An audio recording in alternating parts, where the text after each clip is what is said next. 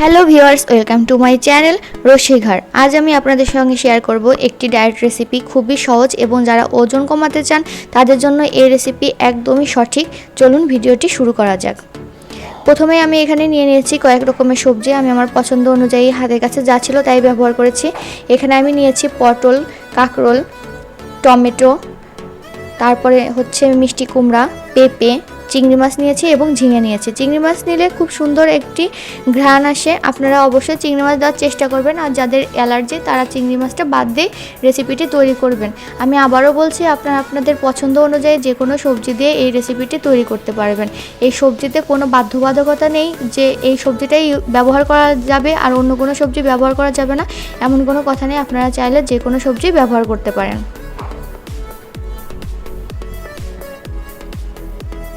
আর এখানে নিয়ে নিয়েছি 3টা বড় রসুনের কোয়া থেতো করে নেওয়া এবং 3টা কাঁচামরিচ একটু আমি চিড়ে নিয়েছি মাঝখান থেকে। এবার কড়াইতে দিয়ে দিচ্ছি সামান্য পরিমাণ তেল।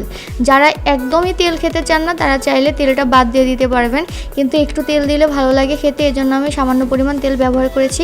তেল গরম হয়ে গেলে দিয়ে দিচ্ছি থেতো করে রাখা রসুন। এবার এটাকে আমি একটু ভেজে নেব।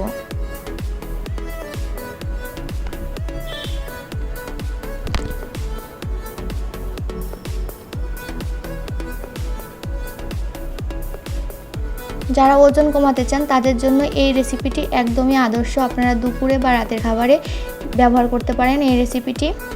এবার আমি দিয়ে দিচ্ছি চিংড়ি 2টা। আমি এখানে 2টা চিংড়ি ব্যবহার করেছি, আপনারা চাইলে বাড়িয়ে কমিয়ে দিতে পারেন। চিংড়িটার সঙ্গে আমি একটু হালকা করে ভেজে নিচ্ছি রসুনগুলোকে।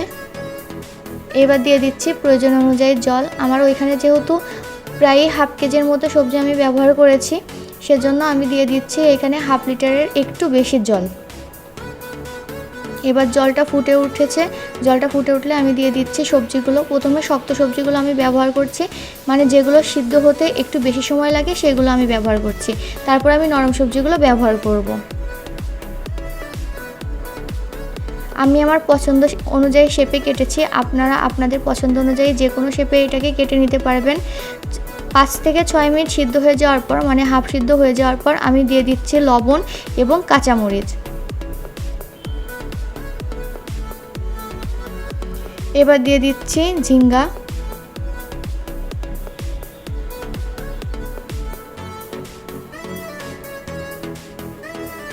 আবার কিছুক্ষণ রান্না করব। এই পর্যায়ে দিয়ে দিচ্ছি টমেটো।